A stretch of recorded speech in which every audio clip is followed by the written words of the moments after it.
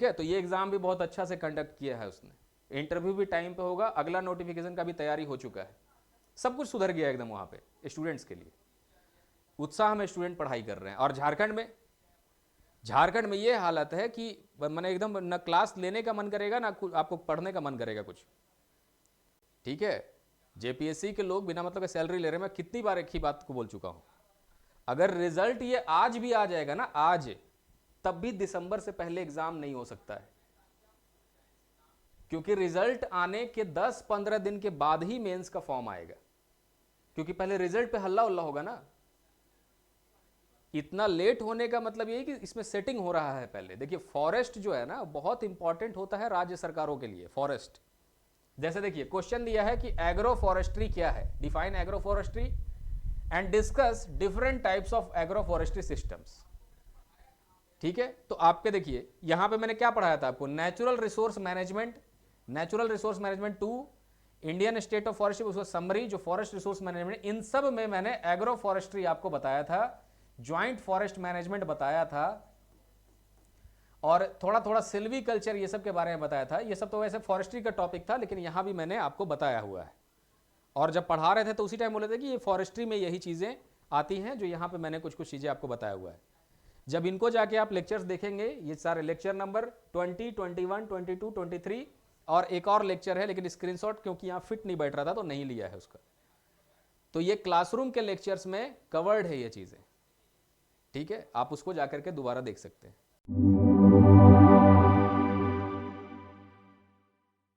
पहले जो चीज़ डिस्कस करना है कि आगे अब क्या करना है, क्योंकि एग्ज़ाम का जो है सिचुएशन बहुत बुरा है, और जो चीज़ें यहाँ पे समझना है, जैसे आपका अभी जो एग्ज़ाम का डेट दिया है ना 31, क्योंकि बहुत सारे स्टूडेंट क्या होता है ना कि जैसे कोई भी आंसर की निकालते हैं ये लोग, हमको वो कॉल करके परेशान करते रहते हैं बहुत, तो उनके लिए स्पेशली मैं एक क्लैरिफिकेशन पहले दे दूँ। वैसे मैं पहले से ही बता चुका हूँ ये सब चीज़, कुछ नया नहीं बताने जा रहा हूँ, पहले से मैंने बोल दिया था आपको कि अब नवंबर से पहले कभी एग्ज़ाम हो ही नहीं सकता है। ये क्लास जब हम ये शुरू किए थे एनवायरनमेंट, उसी टाइम हम बता दिए थे आपको कि वो नवंबर से पहले तो सवाल ही पैदा नहीं होता होने का। अब क्या स्थिति है मैं बता रहा हूं, अभी कब एग्जाम होना चाहिए। अब ये एग्जाम लग रहा है कि इस साल भी नहीं होगा। ठीक है, पहली बार उसको क्लियर कट समझ लीजिए। अगर जेपीएससी इस महीने में रिजल्ट नहीं निकाल पाएगा एफआरओ का, तो इस साल एग्जाम ले ही नहीं पाएगा वो। ठीक है, क्योंकि इसके पहले देखिए आपका जो एग्जाम का शेड्यूल है ना यहाँ, इसमें इसका मैं वीडियो एक बना भी चुका हूँ, लेकिन उसको हम जारी नहीं किए, क्योंकि फिर झूठ मूठ का वो कोई फायदा भी नहीं होता है। यूट्यूब पे उसका मान लीजिए व्यूज जाता भी है 50 क्वेश्चन, उस पर फोन फिर करना शुरू कर देते हैं स्टूडेंट, जो एडमिशन नहीं लिए वो लोग भी फोन करते हैं। तो इसका मैं वीडियो पहले से बना चुका हूँ, चाहेंगे तो वो डाल देंगे, लेकिन हम फिर भी आपको समझा रहे हैं इसमें। इसको छोड़िए, जो ऊपर में जो एग्जाम दिया ना डेंटल डॉक्टर का, ये इंटरव्यू है, इसको हटाइए, ये हमारे काम का नहीं है। इंटरव्यू से कोई मतलब नहीं है, वो कभी भी हो जाए आपका, उससे कोई बहुत बड़ा ये नहीं है, और मेरे ख्याल से नहीं हुआ है, या फिर हो भी गया होगा तो हमारे काम का नहीं, उसको हम पता भी नहीं करने गए। हम लोगों को इसके नीचे जो एग्जाम है ना उसको देखना है। ये जो पीटी का एग्जाम है, सबसे पहले यही वाला एग्जाम होना है, असिस्टेंट पब्लिक प्रोसिक्यूटर, क्योंकि उसका बैकलॉग है साथ में। देखिए सबसे पहले उसका बैकलॉग का एग्जाम होगा, क्योंकि आप एफआरओ का तैयारी कर रहे हैं, इसलिए आपको लग रहा है कि एफआरओ सबसे इंपॉर्टेंट है, आपके लिए है। जेपीएससी के लिए सबसे पहले इंपॉर्टेंट जो है इस बैकलॉग को क्लियर करना है, असिस्टेंट पब्लिक प्रोसिक्यूटर, ये उसके लिए ज्यादा प्रायोरिटी है अभी। इनका जो एग्जाम होना था ये होना था 4 और 5 अक्टूबर को, और 10-11 अक्टूबर को असिस्टेंट पब्लिक प्रोसिक्यूटर रेगुलर का एग्जाम होता, जो दोनों एग्जाम नहीं हुआ। जैसे एफआरओ का जो पुराना डेट था वो जुलाई के महीने में डेट दिए हुए था ना, अगस्त के महीने में डेट दिए हुए था 23 अगस्त को, और फर्स्ट वीक ऑफ सितंबर में एसीएफ का डेट दिए हुए था। तो क्या हुआ कि ऐसे ही वो डेट पार हो गया, जेपीएससी उस पर एग्जाम नहीं ले पाई, जो कि आश्चर्य का बात है। तो उसी तरह इनका भी डेट पार हो गया, जेपीएससी इन पे एग्जाम नहीं ले पाई। ठीक है, तो इनको सबसे पहले लेना है एग्जाम ये वाला दोनों, उसके बाद ही मेंस एग्जाम 2 कंडक्ट होंगे, समझे। तो अगर आपका फॉरेस्ट रेंज ऑफिसर जिसका कि अभी तक रिजल्ट ही जारी नहीं हुआ है, तो आप कैसे इसको फिर मान रहे हैं कि 31 तारीख को एग्जाम हो जाएगा। क्योंकि बहुत सारे लोग कह रहे कि आंसर किया गया तो 31 को। अरे भाई, आंसर की आया है, वही तो सबसे बड़ा फेल्यूर है जेपीएससी का। यहां मंगल ग्रह पे लोग जाने का तैयारी कर रहे हैं और ये जेपीएससी 4 बार में आंसर की निकाला है, और वो भी अब निकाल रहा है आंसर की। ये लोग इसीलिए ये सब काम करते हैं ताकि आप भूल जाएं, इस एग्जाम के चक्कर में ना पड़े, बीपीएससी और वो सब पे फोकस करें।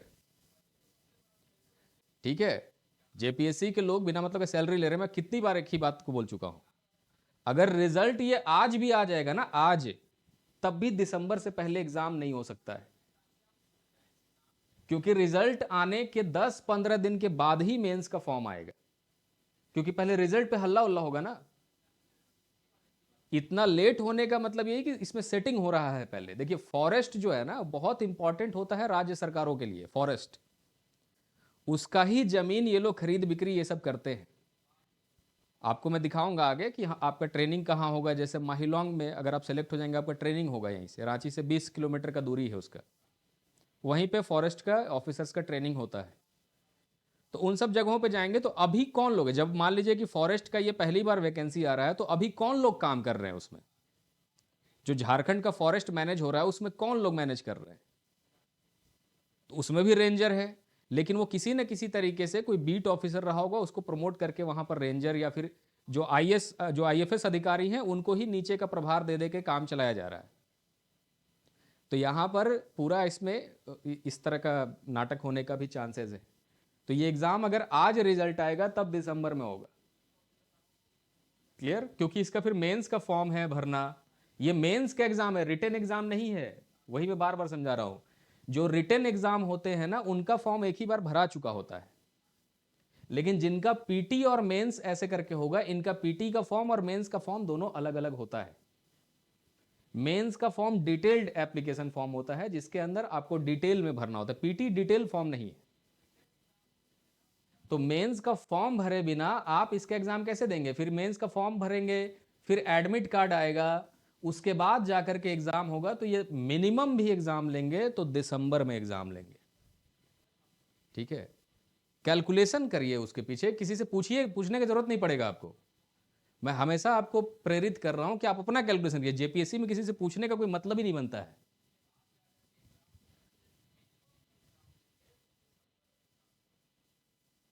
एफआरओ वाले एग्जाम में मेरे आगे बैठा था एक स्टूडेंट, अरुण कह रहे हैं, और वो पूरा ब्लैंक छोड़ के आया था ओएमआर। हो सकता है नहीं आया होगा, उसको नहीं बनाने आया होगा, इतना नेगेटिव होने की जरूरत नहीं है। ठीक है, मैं ये नहीं कह रहा हूं कि देखिए, आपको हमेशा माइंड मेकअप करना है कि जैसे 100 सीट निकलेगा तो सिर्फ 50 सीट पे ही आप माने लड़ सकते हैं, बाकी 50 सीट बिकेगा ही बिकेगा। स्टेट पीसीएस में एक भी सीट मैंने जो आपको 50% सीट्स है ना, उसी सीट्स पे आपका फाइट होता है। आप कितना भी कुछ भी, आपको क्या लग रहा है कि जो 11 to 13 जेपीएससी खत्म हो गया, इसमें सारा नियुक्ति जो हो गया एकदम परफेक्ट हो गया? नहीं, कुछ स्टूडेंट ऐसे हैं जिनको जेन्युइनली सिलेक्शन मिल गया, जो कि 50% सीट्स पे थे। बाकी 50% सीट बेच दिया गया, लोग अपना जमीन बेच के जेपीएससी का नौकरी लेते हैं। ठीक है, लेकिन उनको आप लेने दीजिए, उनसे आप नेगेटिव मत होइए, क्योंकि सेटिंग से नौकरी लेने का मतलब है जब तक आप रिटायर नहीं हो जाइएगा तब तक वो दिमाग में हेडेक बना रहेगा कि कब मेरा नौकरी आ सकता है। कुछ नहीं, अरे वो डील विल का बात छोड़िए, उसको हम लोग क्या कितना क्या कर सकते हैं उसमें। हम लोग बहुत छोटे लोग हैं। ठीक है, एक मैं वीडियो बनाऊंगा, अभी बहुत जल्दी मैं आने वाला हूं उस वीडियो के ऊपर। उसमें मैं वीडियो सिर्फ इतना ही बनाने वाला हूं कि इस बार हम लोग, चाहे जनरल कैंडिडेट हो, चाहे शेड्यूल्ड कास्ट हो, ट्राइबल कैंडिडेट हो, चाहे कुछ भी हो, वोट हम लोग उसी को देंगे जो जेपीएससी और जेएसएससी को ठीक करेगा। ठीक है, मैं अभी आ रहा हूं, उसके ऊपर आऊंगा, एक एक करके आऊंगा, सारा चीज एक बार में कैसे मैं कर सकता हूं। वोट उसी को देना है जिसके इलेक्शन मैनिफेस्टो में लिखा होगा, क्योंकि अभी तो 2019 24 का तो 29, तो वोट उसी को देना है जो इस जेपीएससी को ठीक करेगा। और ये नहीं कि 29 में ठीक है, जो इस जेपीएससी को पहले ठीक करेगा उसी की तरफ वोट देंगे, चाहे वो कोई भी योजना निकाले, हम लोग को मतलब नहीं है। जेएसएससी जेपीएससी को जो सुधारेगा, स्टूडेंट्स का वोट उसी को जाना चाहिए। इसी को लेकर के मैं पूरा मुहिम ही चलाऊंगा यहां पर। ठीक है, आ रहा हूं मैं उस पर, एक एक करके आ रहा हूं, सब चीज डिस्कस करता हूं आपसे। काफी दिन बाद मिले हैं तो आराम से डिस्कस करेंगे। चलिए, तो ये आपको क्लियर हो गया ना कि एफआरओ का एग्जाम कब होगा। तो एग्जाम जो होगा वो निश्चित रूप से आपका दिसंबर के आसपास होना चाहिए, ठीक है। और अगर दिसंबर में नहीं हुआ तो फिर अगले साल ही होगा, क्योंकि नवंबर में बहुत बिजी है लोग। 15 नवंबर को स्थापना दिवस है, उसके लिए 1 महीना पहले से तैयारी होता है, क्योंकि स्थापना दिवस में सारे डिपार्टमेंट्स जो होते हैं ना एंगेज होते हैं। मैं आपको समझा दे रहा हूं झारखंड को, अगर आप नहीं समझते हैं तो। स्थापना दिवस में क्या करते हैं, जो पॉलिटिकल लीडरशिप होगा वो इतना दिन से जो टेम्पररी स्टाफ होता है ना अलग अलग डिपार्टमेंट में, उसका वैकेंसी में ज्वाइनिंग लेटर रोक के रखते हैं, और उसको 15 नवंबर को स्थापना दिवस को वितरण किया जाता है। तो जितना भी विभाग होगा ना उसमें ज्वाइनिंग का प्रक्रिया अक्टूबर से शुरू हो जाता है, नवंबर से वो सब पेपर वगैरह अपग्रेड करते हैं। 1 महीना लगता है पूरा तैयारी करने में। ये आप सुने भी होंगे कि स्थापना दिवस पे कुछ लोगों को नौकरी के लिए जो रुका हुआ था वो दे दिया गया है लेटर। तो कुछ ना कुछ अड़ंगा लगा के उनका ज्वाइनिंग नहीं कराते हैं साल के बीच में। पहले चीज ये ध्यान रखना है आपको। और नवंबर में ही बिहार का चुनाव होने वाला है। बिहार का चुनाव और झारखंड का चुनाव पे नजरें भी रहती हैं, मैंने यहाँ का बहुत सारा नेता और उस तरफ ध्यान दिया रहेगा, ठीक है। तो ये सब नवंबर के समय एग्जाम कराना बड़ा मुश्किल है। अक्टूबर नवंबर अभी से ही बिजी हैं ये लोग। और ऊपर से दूसरा चीज ये है कि इसमें छुट्टियां ढेर सारी हैं, विभाग की छुट्टियां।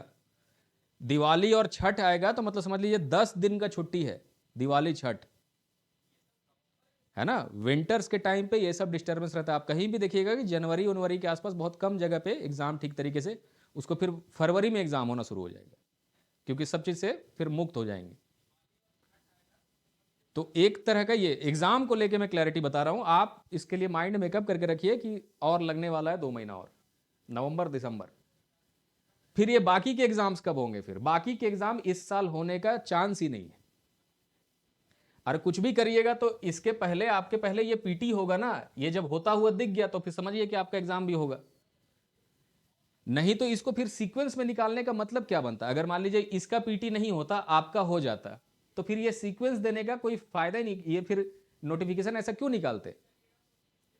ये निकलने से एक कैलकुलेशन आप ये कर सकते हैं कि इनका एग्जाम ऊपर है, आपका नीचे है, फिर इनका और भी नीचे है। नहीं तो बॉयलर इंस्पेक्टर का पहले ले रहा होता एग्जाम, है ना। रैंडम तरीके से एग्जाम लेना है तो आपका हो जाता, इनका नहीं होता, वैसा हो जाता। लेकिन वैसे नहीं होगा। जब तक ये क्लियर नहीं होगा आपका भी क्लियर नहीं होगा, है ना।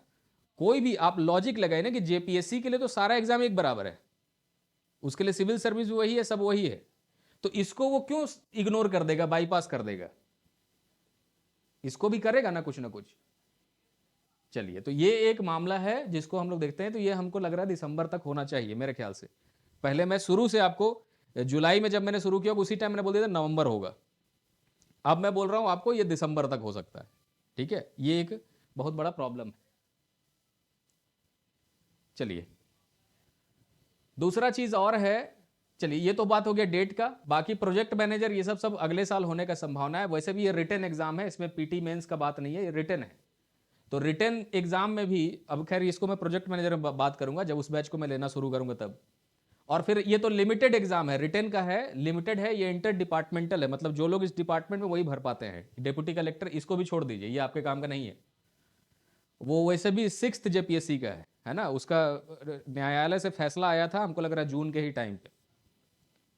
एनीवे, इंस्पेक्टर ऑफ फैक्ट्रीज फरवरी, बॉयलर इंस्पेक्टर मार्च, ये संभावना बन रहा है। इसीलिए मैं इसको बहुत लेट प्रायोरिटी इन दोनों को रखे हुआ हूं, क्योंकि बॉयलर इंस्पेक्टर इसका तो मैं हफ्ते में 1 आध बार क्लास लेता हूं, चाहे वो भी नहीं ले पाता, क्योंकि मैं ज्यादा फोकस उस पर करता हूं जिसका एग्जाम 1 महीने तुरंत बाद है। चलिए, अब आते हैं, मैंने क्यों कहा आपको कि वोट उसी को दीजिएगा जो ये एग्जाम को सुधारेगा। उसका एक एग्जाम्पल मैं दे रहा हूं। अभी जो ये एग्जाम सब चल रहे थे, जिस समय ये सब हो रहा था, तो अभी 11, 12 और 13 तारीख को एपीएससी का एग्जाम खत्म हुआ है। तो हम ज्यादा ध्यान इसी पे दे रहे थे एपीएससी में। तो मैं कोई भी बैच ठीक से नहीं ले रहा था जेपीएससी का, क्योंकि उसको अभी नहीं है, कोई फायदा नहीं है। एपीएससी 11, 12, 13 को खत्म हुआ है, तो इनका भी हम वीडियोस बनाएंगे जो क्वेश्चन पेपर डिस्कस करेंगे। बना रहे थे, एसए का हो गया है, बाकी जीएस का नहीं हुआ है। इसमें क्या है, देखिए, एपीएससी जो है ना, ये बहुत बड़ा एग्जाम्पल है। इसी को रेफरेंस लेके मैं बताऊंगा कि कैसे एपीएससी भारत का सबसे करप्ट ऑर्गेनाइजेशन हुआ करता था, जैसा जेपीएससी है। दोनों एक ही जैसे थे। एपीएससी इसको 2022 में अपनी आंखों से सुधरता हुआ मैंने देखा है। 2021-22 2021 में या 22 में ये ऑर्गेनाइजेशन में अचानक ट्रांसफॉर्मेशन ऐसा लाया। हेमंत बिस्व शर्मा वहां पे चीफ मिनिस्टर है, वो किसी भी पार्टी का हो हमको मतलब नहीं है, लेकिन उसने इस एग्जाम को सबसे पहले रेगुलर कर दिया है पूरा। हर चीज एकदम, हर साल एग्जाम हो रहा है, हर चीज टाइम पे हो रहा है, और एग्जाम का तुरंत होता है, फिर इसका अगले का नोटिफिकेशन का तैयारी हो जाता है, सब कुछ मैंने एक सिस्टम बना दिया पूरा। 3 बार एग्जाम हुआ है और तीनों बार जबरदस्त वहां पे मतलब वो एग्जाम ले रहा है। सेटिंग तो भूल ही जाइए इस एग्जाम में। उसने ऐसा भी कर दिया है कि जो इसके पहले के जो लोग थे, हर एग्जाम एपीएससी का उस पर इंक्वायरी बैठा है, सारे लोगों का नौकरी किया। वो सर्विंग एपीएस ऑफिसर थे, Assam police service, ACS officer, Assam civil service, उन सब का नौकरी चला गया इसमें। आप देख लीजिएगा, न्यूज पढ़ के देख लीजिएगा, सारे घोटालेबाजों को खत्म किया, स्टूडेंट के बीच में सबसे पहले अपना वो बनाया है। आज आप तो उतना ना, आपके पास कॉन्टैक्ट्स नहीं होगा, लेकिन आसाम का मैं स्टूडेंट से अपना बात करवाऊंगा। वो चाहे किसी भी ट्राइब का हो, चाहे किसी भी धर्म का हो, किसी भी जाति का हो, उससे पूछिएगा कि यहां का चीफ मिनिस्टर कौन बनेगा, बोलता है हेमंत बिस्व शर्मा बनेगा। क्यों? क्योंकि नौकरी दिया है, एग्जाम ठीक से कंडक्ट करवाया है। तो वहां का स्टूडेंट किसी और को वोट नहीं देगा। वो बोला हेमंत बिस्व शर्मा बीजेपी से आएगा तो बीजेपी को देंगे, कांग्रेस से आएगा तो कांग्रेस को देंगे, लेकिन देंगे इसी आदमी को वोट। उसको प्यार से मामा बोलते हैं उधर। मामा मतलब वहां के हिसाब से चाचा हो गया, है ना, आसामीज लैंग्वेज में। उसने इतना सुधार दिया है, मतलब एक ही बार में बैठा और सुधार दिया। वही काम झारखंड में क्यों नहीं हो पा रहा है?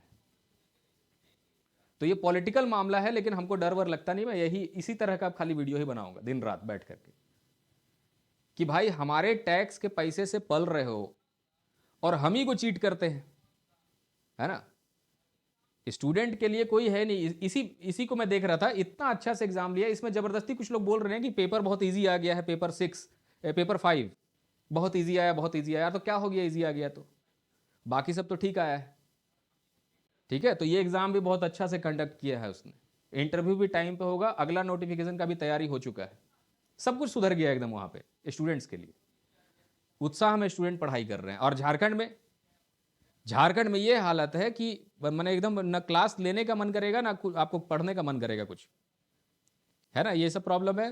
तो आप चाहे किसी भी, ये कहो आप भले संख्या में कम होंगे, लेकिन आप अपने दोस्तों को ही बोलिए कि भाई इसी को वोट दो, दबाव बनाइए सरकार पे, प्रेशर ग्रुप के जैसा काम कीजिए, ठीक है। मेरा तो उतना रीच ही नहीं, क्योंकि हम उतना वीडियोस क्या बनाएंगे, हमको कोई जानता थोड़ी है यहाँ, हम तो यहाँ रहते भी नहीं थे कभी। तो मेरा बस यही कहना है कि सरकार पे इतना दबाव डालिए। हेमंत सोरेन के पास ही शिक्षा मंत्रालय, अभी तो क्या कर लिए हेमंत सोरेन, शिक्षा मंत्री मरने के बाद हेमंत सोरेन के पास ही है ना शिक्षा मंत्रालय अभी हमको ध्यान नहीं है कि और कोई नया आ गया होगा, पेपर भी हम नहीं पढ़े हैं यहाँ का। तो शिक्षा मंत्रालय जब हेमंत सोरेन के पास है, तो खाली BMW खरीदते रहने से नहीं ना होगा, हजारों हजार एकड़ का जमीन है यहाँ पे उनका। स्टूडेंट के लिए जो काम करेगा बस उसी को वोट जाएगा, और यही हम लोग आगे से मैं यही खाली काम ही करूंगा। ये मैंने आपको बताया, एग्जाम्पल दूंगा मैं इन स्टेट पीसीएस का, कि यहाँ पे कैसे सब कुछ सुधर गया भाई, जबकि ये झारखंड से भी पिछड़ा हुआ राज्य जैसा है। ये यहां सुधर सकता है तो जेपीएससी तो और भी अच्छे से सुधर सकता है। बगल में बीपीएससी, सब कुछ टाइम पे हो रहा है हर जगह पे। अरे जो छोटे स्टेट, ये लोग एक तुलना करते हैं छोटे स्टेट से। छोटे स्टेट का मतलब है कि ये जो स्टेट्स है छोटे छोटे, जैसे मैंने नॉर्थ ईस्ट का स्टेट, अरे भाई यहां वैकेंसी ही उतना नहीं होता है। छोटे स्टेट्स में उतना सीट कहां रहता है, उतना वैकेंसी थोड़ी रहेगा इनका। तो पास राज्य डिस्ट्रिक्ट देखिएगा तो 5 डिस्ट्रिक्ट है, 4 डिस्ट्रिक्ट है, 3 डिस्ट्रिक्ट है, कितना आदमी भरेगा वो। तो यहां एक बार एग्जाम होगा, फिर अगले 2 साल के बाद ही एग्जाम होते हैं। मेघालय में, नागालैंड में, मणिपुर, ये सब में एग्जाम थोड़ी होते हैं उतना, 2-2, 3-3 साल पे एग्जाम होते हैं, क्योंकि मजबूरी है, कम लोग हैं वहां। झारखंड जैसा बड़ा राज्य या फिर बिहार, ये सब जैसा बड़ा राज्य में कैसे नहीं एग्जाम होगा। अभी झारखंड में 1.6 लाख, 1,60,000 वैकेंसी अधिकारियों का मैंने है, और एग्जाम का ये हालत है कि जीएसएससी 18 बार, जेपीएससी का ये हो रहा है। तो आदमी क्यों बैठा हुआ है वहां पे, है ना, बैठ के क्या कर रहे हैं, और कैसे लोग बैठे हुए? क्योंकि जेपीएससी का गलती नहीं है, नेता का गलती है ना। नेता जब चाह जाएगा तो जेपीएससी का क्या हैसियत है करने का, वो ये तो सरकार का ही कंट्रोल में चल रहा है संस्था। वो आके चढ़ के 2 गाली दे देगा उसको कि कल से ठीक हो जाना चाहिए, तो कल से ठीक हो जाएगा, है ना। इसलिए मैं टारगेट कर रहा हूं यहाँ के पॉलिटिकल लीडरशिप को आने वाले टाइम में। उसको यही एग्जाम्पल देके बताऊंगा कि भाई एपीएससी, बीपीएससी, आंध्र प्रदेश, ये सब जो ले रहे हैं सब टाइम पे कैसे ले रहे हैं। फिर केरला, वहां पे सैलरी स्ट्रक्चर की वजह से झंझट हुआ। केरला में सैलरी जो देते हैं वो आईएएस ऑफिसर से ज्यादा सैलरी राज्य में दे रहा था, है ना। जो एसडीएम है, जो बीडीओ है, उसको ज्यादा पेमेंट है वहां के आईएएस ऑफिसर से, तो उसको लेके डिस्प्यूट है। सोचिए ये सब राज्य कितना ज्यादा कर रहे हैं अपने स्टूडेंट्स के लिए, है ना। और यहां देखिए वैकेंसी इतना है। कुछ टाइम पहले जब मैंने लास्ट वीडियो, उस समय 2.5 लाख का आंकड़ा आया था, अभी 1.6 लाख दिखा है हमको दैनिक जागरण में। और होगा वैकेंसी, लेकिन पूरा उसमें दिया नहीं। खैर चलिए, तो ये हो गया 2 बातें कि हम लोग क्या करेंगे। अभी आप क्या करेंगे, हम क्या करेंगे वो तो हम बता दिए। आप क्या करेंगे, तो आप यही करिए कि कुछ कुछ पीवाईक्यू का सेशन मैं ले रहा हूं, लेकिन उसको भी लेने का कोई खास फायदा अभी नहीं है ना। क्योंकि हमारे झारखंड वाले बैच में ही अंडमान निकोबार से भी स्टूडेंट पढ़ रहे हैं, उत्तराखंड से भी स्टूडेंट पढ़ रहे हैं। और उत्तराखंड वालों का मेरे ख्याल से एग्जाम बहुत जल्दी है। उत्तराखंड वाले का नवंबर में एग्जाम है, 23 या 24 नवंबर को उनका डेट आया हुआ है। तो उसको मद्देनजर रखते हुए ही मैं पीवाईक्यू वगैरह कुछ सॉल्व करने का कोशिश कर रहा हूं, जो कि बहुत ईजी है। और आपको देखिएगा कि आप जो एफआरओ का बैच मैंने यहां पे लिया है, इस एफआरओ के बैच से आप किसी भी राज्य का एसीएफ का क्वेश्चन सॉल्व कर सकते हैं, और प्रूफ के साथ मैं आपको यहां पर दिखाऊंगा कि कैसे आप कर सकते हैं ये चीज।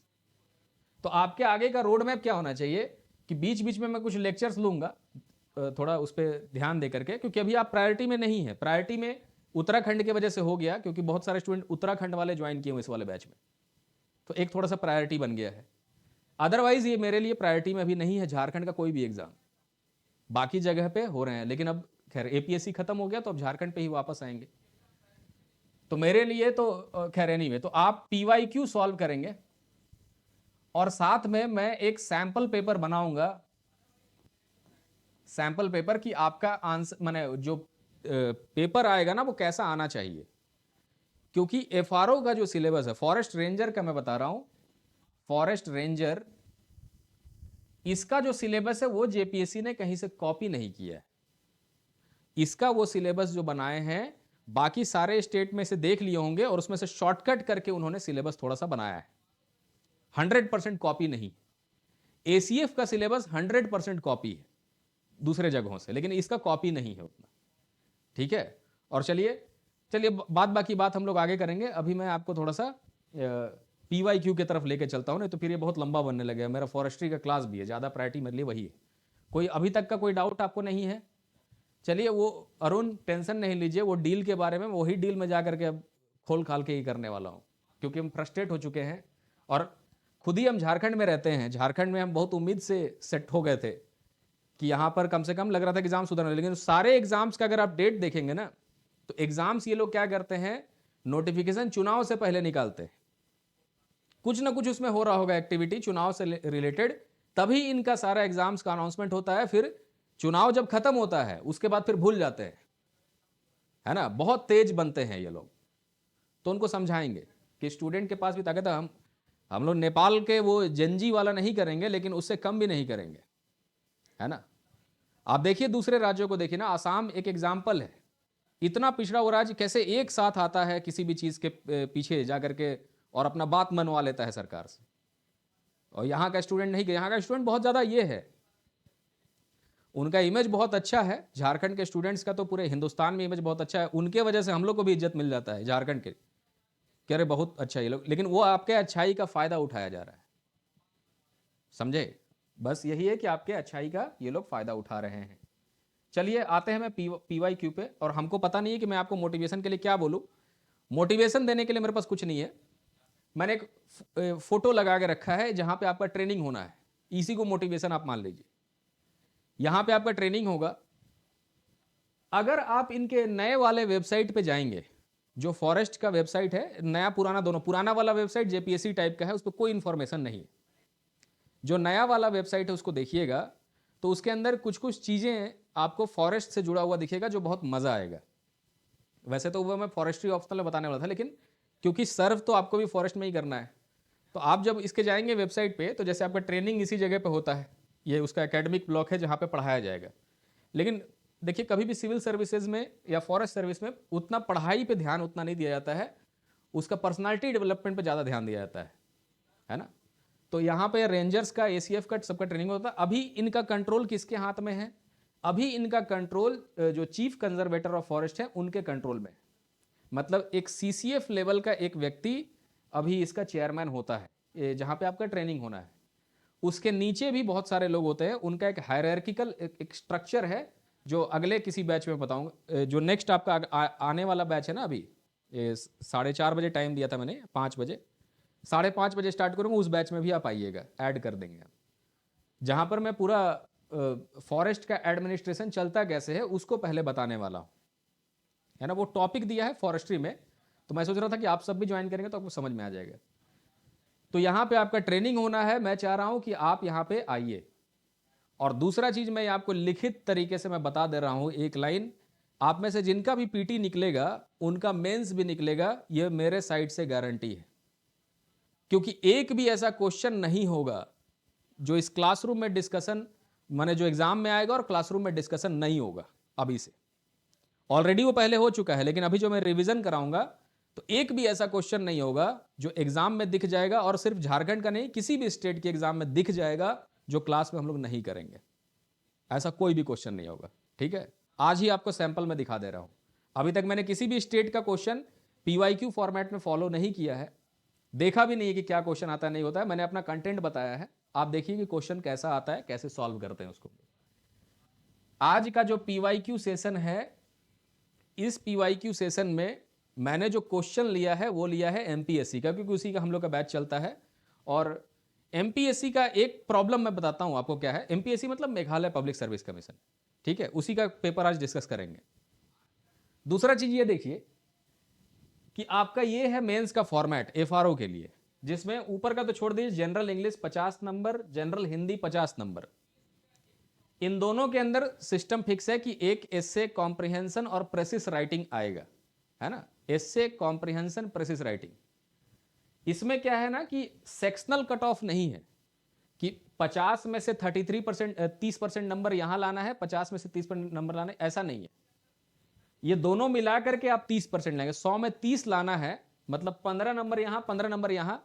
तो आपका जो सेगमेंट अच्छा है, हिंदी ज्यादा अच्छा है तो हिंदी में नंबर उठा लीजिए, इंग्लिश ज्यादा अच्छा है तो इंग्लिश में ज्यादा नंबर ले लीजिए। दोनों में कोई डिफरेंस नहीं, मतलब कहीं पर भी आप ज्यादा स्कोर कर हो सकता है आपको 30 यहीं पे आ जाए, हिंदी में कम नंबर आ जाए तो भी कोई दिक्कत नहीं, लेकिन अटेम्प्ट दोनों को करना है, ठीक है ना। तो ये तो छोड़ सकते हैं, इसको कोई दिक्कत नहीं, इसका कोई तैयारी करके नहीं जाएंगे। एग्जाम से 2 दिन पहले हम बताएंगे कि इसके अंदर क्या क्या होता है, ठीक है। वही चीज आप जाके एग्जाम में करिए। कॉम्प्रिहेंशन हर कोई सॉल्व कर सकता है, प्रेसिस राइटिंग बड़ा पैसेज को छोटा वो सब कोई कर सकता है। निबंध लिखना, एक बेसिक निबंध भी आप लिखिएगा तो आपको उसमें नंबर मिल जाएगा। तो इस पे मैं अलग से चर्चा करूंगा जब एग्जाम जब आपका नजदीक आ जाएगा उस समय, ठीक है। अभी तो कोई मतलब नहीं। साथ में 100 नंबर का जनरल स्टडीज, जो कि यहां 100 मार्क्स दिया है। जब इसके सिलेबस को आप देखेंगे तो सिलेबस में भर दिया है, जैसे प्रोजेक्ट मैनेजर का पेपर 3 तो वैसे ही इसका भी पेपर 3। तो इसके सिलेबस को भी हम लोग देखेंगे कि कैसे वो सॉल्व करेंगे। सब शॉर्ट क्वेश्चन आएगा, अगर वो एमसीक्यू नहीं बनेगा तो सब शॉर्ट क्वेश्चन है। तो इसमें बिल्कुल भी चिंता करने, 100 नंबर का ही पेपर है मात्र, ठीक है। तो इसको भी देखेंगे। एनीवे, पेपर 1 जो है इस वाले बैच में मैं इन दोनों पेपर पे फोकस करूंगा। 200-200 नंबर, इसके लिए 3 आवर का टाइम है आपके पास, 3 आवर का टाइम है। और उत्तराखंड हो गया या अंडमान हो गया, सिलेबस मोटा मोटा सेम है, ठीक है। मैं सबसे टफेस्ट सिलेबस लेके डिस्कस करने जा रहा हूं क्वेश्चन। तो ये 200 नंबर 200 नंबर 3-3 घंटे का पेपर है, इसको आपको सॉल्व करना है। तो इससे मिलता जुलता जहां का क्वेश्चन आ रहा होगा, मैंने इस पैटर्न पे जहां क्वेश्चन आ रहा होगा उसी का पहले पीवाईक्यू में सॉल्व करवाता हूं आपको। क्लियर? तो आप समझ गए आपके एग्जाम में क्या होना है। इंटरव्यू यहां बिल्कुल भी डिसाइडिंग फैक्टर नहीं, क्योंकि 50 नंबर का है।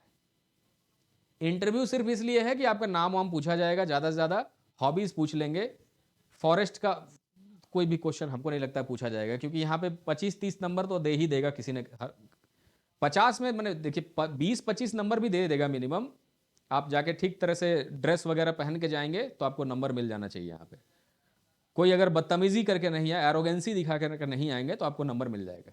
ठीक है, तो ये सब डिसाइडिंग फैक्टर नहीं, इसका मेन डिसाइडिंग फैक्टर है ऑप्शनल, पेपर 1 पेपर 2, और हमारा है environmental science optional, EVS optional.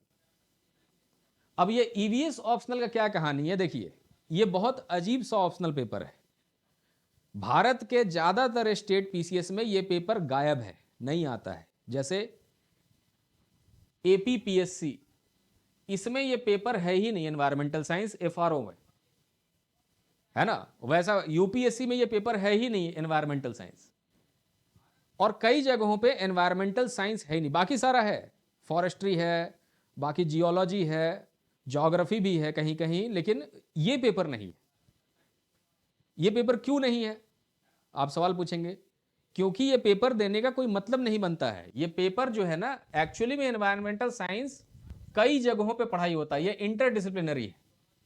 ये ज्योग्राफी में भी पढ़ाई होता है, ये फॉरेस्ट्री में भी पढ़ाई होता है, इसका पढ़ाई कुछ कुछ पढ़ाई जियोलॉजी में भी होता है, और कहीं कहीं कुछ कुछ इंजीनियरिंग पेपर में भी, जैसे सिविल इंजीनियरिंग है तो सिविल में मान लीजिए कि 2 पेपर मिला करके मान लीजिए 16 टॉपिक दिया है, तो 16 में से लगभग 14 टॉपिक जो है सिविल का रहेगा, 2 पेपर एनवायरमेंटल इंजीनियरिंग का होता है। तो इसलिए एनवायरमेंटल साइंस एक सेपरेट सब्जेक्ट बनाने का कोई जरूरत ही नहीं, क्योंकि सेपरेट सब्जेक्ट है ही नहीं, है ना। ये बहुत इंटरडिसिप्लिनरी नेचर का पेपर है, आप देख भी चुके होंगे अपने सिलेबस में, बहुत अलग अलग उसके अंदर सब्जेक्ट्स होते हैं। एनीवे, तो ये बहुत जगहों पे नहीं है, और जहां जहां है तो हमने जैसे जहां का पेपर लिया मैं दिखाता हूं, जहां से झारखंड ने एसीएफ का सिलेबस कॉपी किया है उसी को पहले मैं सॉल्व कर रहा हूं, एफआरओ कॉपीड नहीं है वहां से। क्योंकि देखिए ये है मेघालय, मेघालय का जो एग्जाम होगा इसी तरह का होता है, एमपीएससी मेघालय, और मेघालय में भी मार्क्स 200 नंबर और टाइम 3 आवर, मतलब आपके पैटर्न से मिलता जुलता क्वेश्चन है यहां। ठीक है, इसमें भी सेक्शन 1 सेक्शन 2 करके दिया है पेपर 1 में, फिर सेक्शन 1 सेक्शन 2 करके दिया है पेपर बी में, सेकंड पेपर में वैसे ही करके दिया हुआ। तो आपका सबसे नजदीकी जो पैटर्न दिखेगा वो एमपीएससी का दिखेगा, और झारखंड ने सिलेबस भी यहीं से अपना कॉपी किया हुआ है पूरा। चलिए, अब इसमें एक दिक्कत क्या है जो हमें समझना होगा, कि पहले ये बता देता हूं या फिर पहले दिक्कत बता दो, पहले दिक्कत ही बता देता हूं। दिक्कत क्या है कि इनका जब आप एसीएफ और एफआरओ का सिलेबस देखेंगे तो दोनों एक ही सिलेबस है, यही एक दिक्कत है। ये मैं आपको यहां पे दिखा रहा हूं, पहले ही वाले पेज का खाली स्क्रीनशॉट हम दिखा रहे हैं। ठीक है, इसमें देखिए दिक्कत के नाम पे कि जैसे एमपीएससी फॉरेस्ट रेंजर, उसका सिलेबस है एनवायरमेंटल साइंस का, और एमपीएससी एमएफएस मैंने ये दिया है एसीएफ का सिलेबस। एमएफएस मतलब हो गया मेघालय फॉरेस्ट सर्विस, जिसके अंदर असिस्टेंट कंजर्वेटर ऑफ फॉरेस्ट, उसका एनवायरमेंटल साइंस का सिलेबस है। ये दोनों सिलेबस एक ही सिलेबस है। अब जब ये दोनों एक ही सिलेबस है, एसीएफ का ही सिलेबस वहां पे एफआरओ में भी है, उसी तरह देखिएगा उत्तराखंड में, तो उत्तराखंड में एफआरओ एसीएफ का एक ही साथ एग्जाम होता है। रैंक के आधार पे आपको एसीएफ मिल जाएगा, रैंक नीचे रहेगा तो एफआरओ मिल जाएगा, अगर मैं गलत नहीं हूं तो। उत्तराखंड वाले जो हैं वो जान ही रहे होंगे, सुन रहे होंगे, तो वहां भी एक ही एग्जाम ही एक ही है उत्तराखंड में, बाकी नहीं। इनमें किसका डिफरेंट है, जैसे फॉरेस्ट गार्ड का है, जो मान लीजिए ब्लॉक ऑफिसर जो है, सिक्किम में जैसे ब्लॉक ऑफिसर का एग्जाम होता है, क्योंकि फॉरेस्ट का क्या है, कैटेगराइजेशन ऐसे किया हुआ है कि एक सर्कल होगा, सर्कल डिविजन्स में बटा होता है, डिविजन्स जो होते हैं रेंजेस में बटे होते हैं, जो रेंज ऑफिसर आप बनने जा रहे हैं, रेंज जो है ब्लॉक्स में बटा हो सकता है, ब्लॉक्स जो है और अलग अलग इसमें बटा होता है। तो वहां पे ब्लॉक होंगे, जो छोटा राज्य होगा उसमें ब्लॉक ही खाली होगा, डिविजन जितना बड़ा वहां पे बन नहीं सकता है जिला, डिवीजन बहुत बड़ा होता है। ठीक है, और सर्कल तो बहुत बड़ा हो गया। सर्कल और डिवीजन लगभग एक ही चीज हो सकता है किसी किसी मायने में, दिखाता हूं मैं आपको अगले वाले बैच में। एनीवे, तो ये हमने समझ लिया यहां पे कि एसीएफ का और इसका सिलेबस एक ही है, क्वेश्चन पेपर अलग अलग है, दोनों में क्वेश्चन अलग अलग है थोड़ा सा। तो ये समझ गए आप। तो अब हमें देखना है कि जेपीएससी में जो सिलेबस दिया है, या अंडमान में जो सिलेबस दिया है, या यूकेपीएससी में उत्तराखंड में दिया है सिलेबस, ये सारे सिलेबस और हमने जो पढ़ा हुआ है, क्या हमारा क्वेश्चन सॉल्व होने लायक है। ठीक, तो सबसे टफेस्ट इसी का एग्जाम मान लेते हैं जो फॉरेस्ट के लिए, क्योंकि ये सब स्टेट में फॉरेस्ट को बहुत ज्यादा अहमियत दिया जाता है। तो सबसे मुश्किल एग्जाम एफआरओ का मानना है तो एमपीएससी का मानना पड़ेगा। ठीक है, उत्तराखंड भी है लेकिन ये ज्यादा टफ मालूम होता है। तो एनीवे, तो यहां तक कोई डाउट है तो आप पूछिए। मैंने आपको थोड़ा सिलेबस का क्लैरिटी बता दिया क्योंकि अब मैं आप पे ही ध्यान दूंगा, है ना, अभी तो नजदीक में और कोई एग्जाम नहीं है। तो ये हो गया यहाँ पे हमें क्लैरिटी कि कैसा वो सिलेबस है और हमें क्या तैयारी करना है। अब आते हैं इसका प्रीवियस ईयर का क्वेश्चन, जो सबसे लेटेस्ट क्वेश्चन है उस पर आते हैं। और जो ये चीज मैं बता रहा था कि देखिए, इसमें दिया है कि दिस पेपर हैज 2 सेक्शन। ठीक है, ये पेपर 1-2 नहीं है, लिखा हुआ है पेपर 1-2, लेकिन ये है सेक्शन ए और ये है सेक्शन बी। फिर क्या है, ये है इसके पेपर 1 में ऐसा दिया हुआ है, पेपर 1 में, और जो पेपर 2 का एग्जाम होगा नेक्स्ट डे या सेकेंड सिटिंग में, उस पेपर 2 में भी 2 सेक्शन बने हुए हैं। क्लियर? तो अब ये जो 2 सेक्शन बने हुए हैं, टोटल नंबर ऑफ क्वेश्चन क्या बनाना है, एक सेक्शन से 25 × 4 मतलब 4 क्वेश्चन 4 क्वेश्चन, तो टोटल मिला देंगे तो 200 क्वेश्चन, 200 नंबर का क्वेश्चन हो जाएगा। मतलब 8 क्वेश्चन और 25 नंबर ईच। एक पैटर्न ये है, मतलब 8 क्वेश्चन इंटू 25, एक का मार्क्स, ये हो गया 200 नंबर। तो आपका एक पेपर जो है एफआरओ का पेपर ऐसा भी आ सकता है जिसके अंदर 25 नंबर का 8 क्वेश्चन दिया हो। टोटल नंबर ऑफ क्वेश्चन हो जाएंगे 10, जिसमें से आपको 8 ही सॉल्व करना है। क्लियर? चलिए अब देखते हैं कि पेपर कैसा आया हुआ है। तो पेपर तो बहुत अच्छा आया हुआ है। अब ये जैसे दूसरे जगह का है, ये अंडमान निकोबार का सिलेबस है, ये तो मैं दिखाना भूल गया आपको। अंडमान निकोबार का सिलेबस ये है अंडमान का, क्योंकि हमारे पास अंडमान निकोबार के भी स्टूडेंट्स हैं, है ना। बहुत लेट से वो लोग एडमिशन लिए हैं, क्योंकि उनका एग्जाम भी मेरे ख्याल से अब दिसंबर के आसपास ही हो जाना चाहिए। तो फिर भी उनका तैयारी हो जाएगा, कोई दिक्कत नहीं है उसमें। बाकी सारा कुछ है। एक डिफरेंस क्या है, ह्यूमन पॉपुलेशन, ये वाला जो है ह्यूमन पॉपुलेशन एंड एनवायरमेंट, ये झारखंड में एसीएफ के सिलेबस में था, उसको यहां पे डाला हुआ है।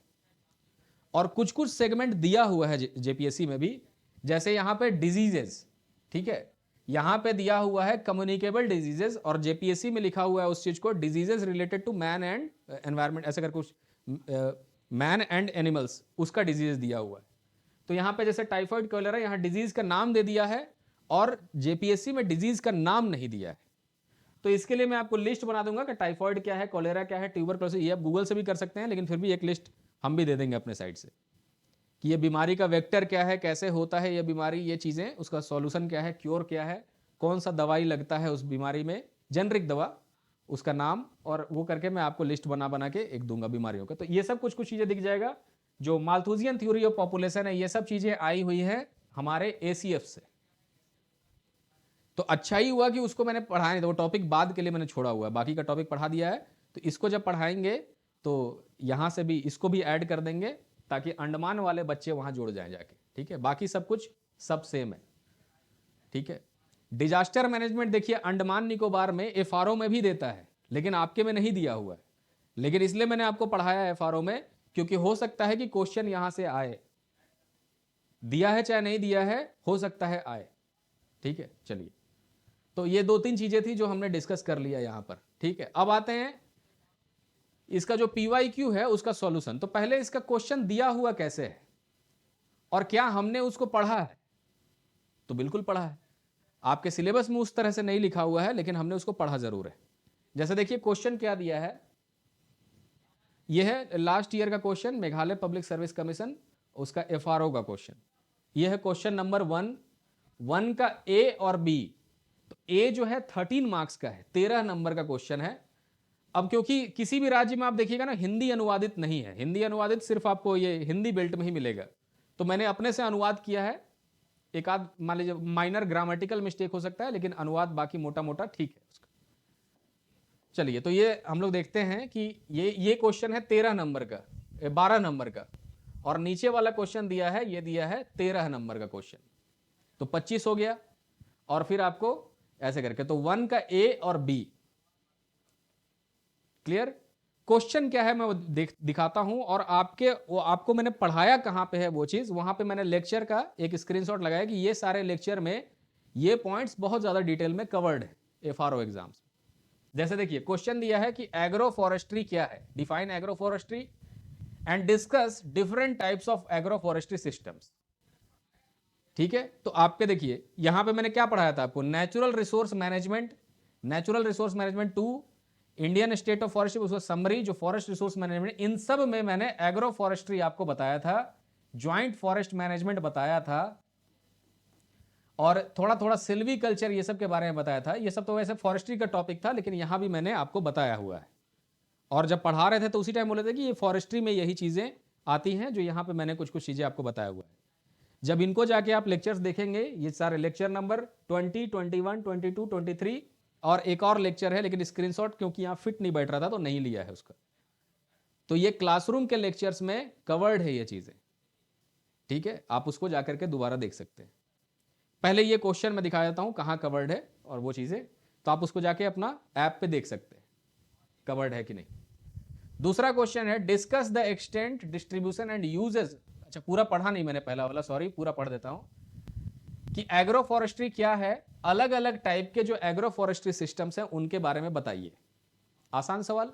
दूसरा है आप अपना व्यूज दीजिए, give your views on should agro forestry be future of the agriculture system in India and why. आप ये व्यू क्यों दे रहे हैं, तो ये सजेशन बेस्ड क्वेश्चन हो गया। और जब भी आपसे सजेशन बेस्ड क्वेश्चन मांगा जा रहा है, ध्यान रखिएगा एक चीज कि यहां पर आपको जैसे should agro forestry be future of the agriculture system in India, तो यस करना है, क्योंकि ये क्या करेगा, सस्टेनेबल वगैरह। चलिए डिस्कशन में देखेंगे उसको, क्वेश्चन आप समझ गए। दूसरा भी पढ़ता हूं बीवी कि discuss the extent, distribution and use of water resources. Again यही टॉपिक इन्हीं नेचुरल रिसोर्स मैनेजमेंट में कवर्ड है, जिसपे वाटर रिसोर्स के बारे में और वाटर के बारे में, वाटर पॉल्यूशन का जो सेगमेंट है यहां पे नहीं आया स्क्रीनशॉट, वाटर पॉल्यूशन वाले सेगमेंट में वाटर रिसोर्सेज पे बहुत ज्यादा मैंने चर्चा किया था उसके इंट्रोडक्शन में। कितना प्रतिशत हमारे पास पानी है, कितना प्रतिशत इसमें से पानी जो है, जैसे मैंने वहां पे एक डेटा बताया था आपको कि 2.5% जो पानी है वो लगभग हमारे यूज के लायक है, बाकी पानी जो है सलाइन है, खारा पानी है, हम लोग उसको नहीं इस्तेमाल कर सकते। धरती पे 1.4 बिलियन किलोमीटर क्यूब पानी है, मीटर क्यूब भी नहीं है, किलोमीटर क्यूब, यानी धरती का 72% जो पानी है वो तो सलाइन वाटर है ना, समुद्री पानी, खारा पानी है। उसका सिर्फ 2.5% जो नदियों में पानी है, लेक्स में पानी है, वही यूजेबल है। समुद्र का पानी नेविगेशन के लिए यूज कर सकते हैं, लेकिन हम लोग उसको पीने के लिए नहीं, और रिसाइकल करेंगे तो बहुत कम पानी मिलेगा, है ना। आप 10,000 लीटर का पानी का इवापोरेशन करके उसको ये निकालेंगे तो बहुत कम ही पानी आपको फ्रेश करके पीने को मिलेगा। एनीवे, तो हमने देखा ये दो क्वेश्चन कि discuss the extent, distribution, uses of water resources, क्या यूज है, और suggest sustainable practices of conservation and management of water resource. तो अगेन नेचुरल रिसोर्स मैनेजमेंट, इसमें वाटर रिसोर्स का मैनेजमेंट कवर्ड है। तो मैंने क्या बोला आपको, अगर आपको एसीएफ के ऊपर बेस्ड सिलेबस भी आएगा तो भी आप उसको सॉल्व कर लीजिएगा। क्लियर। सॉल्व करने से पहले मैं खाली यही सब दिखा रहा हूं आपको। देखिए दूसरे में सेम वही क्वेश्चन, क्या ये हम लोगों ने पढ़ा है, तो बिल्कुल पढ़ा है। ये क्वेश्चन क्या दिया है कि पॉल्यूशन क्या है, what is pollution, discuss briefly different types of pollution created by human societies. मैं थोड़ा हिंदी में ही पढ़ देता हूं, नहीं तो हिंदी मीडियम वाला को लगेगा नहीं, कि प्रदूषण क्या है, मानव समाज द्वारा उत्पन्न विभिन्न प्रकार के प्रदूषणों पर संक्षेप में चर्चा कीजिए, कि जो ह्यूमन सोसाइटीज ने जो पॉल्यूशन क्रिएट किया हुआ है उसके ऊपर थोड़ा सा चर्चा कीजिए। 1944 के लॉस एंजलिस फोटोकेमिकल स्मॉग, पूरा लिख भी दिया है, तो यहां तो वही है ना कि सब कुछ जब खुद ही लिख दिया है, सॉल्व करने के लिए कुछ बचा ही नहीं है। अगर मान लीजिए क्वेश्चन यूपीएससी का होता तो कभी भी लिखता नहीं कि फोटोकेमिकल स्मॉग क्या है, माने इसके साथ नहीं लिखता, कि वो लिखता कि कंपेयर करिए लॉस एंजलिस स्मॉग को और ग्रेट लंदन स्मॉग को, इनको कंपेयर कीजिए। लेकिन जब वो खुद ही लिख दिया कि ये फोटोकेमिकल स्मॉग है और जो लंदन का स्मॉग है फोटोकेमिकल नहीं है, तब तो ये और इजी हो गया, हिंट भी यहीं पे दे दिया साथ में। ठीक है, तो इन दोनों का आप कंपैरिजन कीजिए और कौन कौन से शिक्षा हमें मिली है, लेसन्स इन इंसिडेंट से हमें मिला है, उसको आप बताइए। वो हमने कहा इसमें कवर किया है देखिए एनवायरमेंटल पॉल्यूशन यहां से स्टार्ट हुआ। सबसे पहला एयर पॉल्यूशन, वाटर पॉल्यूशन, इस हर सबके साथ मैंने लेजिस्लेशंस भी बताया आपको। लेजिस्लेशन का मतलब होता है मैनेजमेंट कैसे कर रहे हैं इसका, मैनेजमेंट वाला भाग। तो एनवायरमेंटल पॉल्यूशन उसका लेजिस्लेशन, एयर पॉल्यूशन में, वाटर पॉल्यूशन में उसका लेजिस्लेशन, लैंड डिग्रेडेशन डेजर्टिफिकेशन उसका लेजिस्लेशन, यहां पे वो चीज कवर्ड है। एग्जाम में जो क्वेश्चन आते हैं इस फॉर्मेट में देखने को मिलता है। और भी कुछ क्वेश्चन है कि discuss the municipal solid waste problems of Indian cities, suggest ways for managing organic and plastic waste component in the municipal solid waste. मतलब कि भारतीय नगरों में ठोस अपशिष्ट, म्युनिसिपल सॉलिड वेस्ट जिसको कहते हैं, की समस्या पर चर्चा कीजिए। नगर निगम ठोस अपशिष्ट में उपस्थित जैविक और प्लास्टिक अपशिष्ट के प्रबंधन हेतु सुझाव बताइए, सस्टेनेबल सुझाव बताइए, टिकाऊ सुझाव बताइए। ये दिया हुआ क्वेश्चन सारा हमने यहां पे उसको कवर किया। लेक्चर 7, 8, 9, 10, 11, 12, 13, 14 पॉल्यूशन का बहुत 9 लेक्चर है इसके अंदर। आप उसको देख के, ये तो कुछ भी नहीं है इसके अंदर, आप कैसा भी क्वेश्चन एनवायरमेंट का ले आइएगा आपका सॉल्व हो जाएगा। यूपीएससी का भी ले आइए अगर होता तो एनवायरमेंट, लेकिन वहां जीएस में है एनवायरमेंट। दूसरा देखिए क्वेश्चन क्या है। अब कुछ क्वेश्चन जो हमारे स्कोप से बाहर का क्वेश्चन है, क्योंकि ये मेघालय का है, तो मेघालय में जैसे 3 का बी क्वेश्चन जो है ये हमें नहीं सॉल्व करना होगा। इसमें क्या है, discuss in brief the 6th schedule, article 21 and article 371 A. Article 371 ए नागालैंड का स्पेशल स्टेटस के ऊपर है, क्योंकि ये हिली स्टेट्स हैं और इन हिली स्टेट्स में जो इनका अपना कल्चरल राइट्स है ना, उसको भी बहुत ज्यादा अहमियत दिया गया है कॉन्स्टिट्यूशन में, क्योंकि ये अलग कल्चर है, ट्राइबल कल्चर है। तो उनके ट्राइबल कल्चर का जो उनका जो एंसेस्ट्रल राइट्स है उसका भी जगह है, इसीलिए इनको स्पेशल स्टेटस राज्यों को दिया गया है। तो नागालैंड हो गया, मेघालय हो गया, वो सब स्टेट्स को अलग से कुछ दिए, तो उनसे जुड़ा हुआ क्वेश्चन है। क्लियर? तो ये ऐसा क्वेश्चन हमें नहीं देखने को मिलेगा। झारखंड के लिए ज्यादा से ज्यादा क्वेश्चन 6th शेड्यूल का आ सकता है, या फिर कुछ और सरनाइज्म से क्वेश्चन आ सकता है, सरना धर्म, उसको प्रकृति से जोड़ करके कुछ क्वेश्चन पूछ सकते हैं। सैक्रेड ग्रोव जो है उससे जुड़ा हुआ क्वेश्चन कुछ पूछा जा सकता है, लेकिन वो बहुत टिपिकल क्वेश्चन हो जाएगा, उसके लिए बहुत नॉलेज चाहिए सॉल्व करने के लिए, वैसा नहीं आएगा, बहुत बेसिक क्वेश्चन आएगा। और दूसरा जो दिया है कि discuss the role of microorganisms, ये मैंने जो पढ़ाया था आपको कि वाटर का ट्रीटमेंट कैसे करते हैं, जो गंदा पानी, microorganism in solid waste treatment, solid waste treatment कैसे करते हैं, जिसके अंदर मैंने बताया 3 स्टेज में करते हैं कि जो म्युनिसिपल का जो भी कचरा आएगा उसके अंदर बैक्टीरिया से उसको डिग्रेड करते हैं छोटे छोटे पार्टिकल्स में, फिर उसको अलग अलग तरीके से केमिकल से ट्रीटमेंट करते हैं, वो सारी चीजें उस पर बात करेंगे। तो discuss the role of microorganisms in solid waste treatment, waste water treatment and production of enzymes and alcohol. तो ये क्या है, यहां जो एसीएफ का है उसके अंदर जो सबसे पहला टॉपिक है इसी से जुड़ा हुआ है ना। हमारे यहां भी है थोड़ा मोड़ा, तो इसमें हमने बताया। जैसे देखिए water pollution control and hazardous waste management, उसी में लेक्चर 15 हैजार्डस वेस्ट मैनेजमेंट, इसमें दोनों में ये टॉपिक्स फिर भी कवर्ड है ना। तो हमने ये भी देखा। और भी कुछ क्वेश्चन है, लगता है 3 हो गया, 4 नंबर क्वेश्चन, तो आपको 4 ही बनाना था, लेकिन मैं 5 बताऊंगा। Discuss the evolution of EIA। याद कीजिएगा जब ये एनवायरमेंटल इंपैक्ट असेसमेंट का टॉपिक मैंने पढ़ाया था आपको, एक ही क्लास में हो गया, छोटा टॉपिक है। तो इस एनवायरमेंटल इंपैक्ट असेसमेंट का सबसे पहले इतिहास मैंने आपको बताया था, है ना, इतिहास। क्योंकि मैंने आपको क्या कहा था कि जब भी इसका क्वेश्चन जो है ना इवोल्यूशन से भी क्वेश्चन है, देखिए यहीं पे इवोल्यूशन से ही क्वेश्चन है ना। आप ये लेक्चर उठा करके देख लीजिएगा, उस समय इसका मैंने देखने का एमपीएससी का क्वेश्चंस नहीं देखा था मैंने, लेकिन मैंने इवोल्यूशन ऑफ EIA पहले बताया था कि अमेरिका में 1969 के आसपास शुरू हुआ था, फिर भारत में जो रिवर वैली प्रोजेक्ट्स बनाए जाते थे 1976-77 में, तो उन रिवर वैली प्रोजेक्ट्स में जो नुकसान पहुंचता था एनवायरमेंट का, उसके असेसमेंट से शुरू हुआ। 1994 में पहली बार कराया गया, और 2006 से एनवायरमेंटल इंपैक्ट असेसमेंट एक सिस्टम बन चुका है। तो इवोल्यूशन मैंने जैसा मैंने आपको पढ़ाया, आपको लगेगा इसी क्वेश्चन के लिए ये लेक्चर बना हुआ है, ठीक है। एनीवे, गिव द अथॉरिटीज, यहां पे क्या है, द वर्ल्ड एंड इंडिया, ये तो पहला भाग हो गया जो आपको उसमें करना है। Give the authorities and institutions involved in granting EIA in India. तो इसमें सारे चीजों का नाम आपको लिखना है, जो भी स्टेट पॉल्यूशन कंट्रोल बोर्ड होता है, CPCB होता है, जो एक्ट्स बने हुए हैं, सबके बारे में हम लोग यहां चर्चा करेंगे। खैर ये हो गया। दूसरा क्वेश्चन जो है ये साइंस टेक का क्वेश्चन है, जो मैंने स्पेस टेक्नोलॉजी में प्रीलिम्स के टाइम पे पढ़ाया था, उसका क्वेश्चन है। डायरेक्टली क्वेश्चन इसको हम लोग नहीं मान सकते हैं कि फॉरेस्ट से जुड़ा हुआ है या एनवायरनमेंट से जुड़ा हुआ है, लेकिन फिर भी इनडायरेक्टली जुड़ा हुआ है। क्योंकि आप याद कीजिएगा, जो एक मैंने Indian state of forest report आपको जब बताया था, कि बोला था कि 300 पेज का रिपोर्ट है, जो इसके पहले वाले साल में रिपोर्ट आया था ना, उसके पहले पेज में सब लिखा हुआ था कि कौन कौन सा रिमोट सेंसिंग सैटेलाइट्स को यूज करके ये रिपोर्ट तैयार किया गया है। और उसमें मैंने एग्जाम्पल दिया था रिसोर्स सैट, कार्टोसैट, इन सब का एग्जाम्पल दिया था कि इनको यूज करके ये रिपोर्ट तैयार किया था। जीआईएस के थ्रू तैयार होता है रिपोर्ट, नहीं तो इतना डिटेल्ड रिपोर्ट बनेगा ही नहीं। मैनुअली सालों साल लग जाएंगे, मैनुअली उतना मेजरमेंट तो कभी कर ही नहीं सकते हैं, 50 साल लग जाएगा।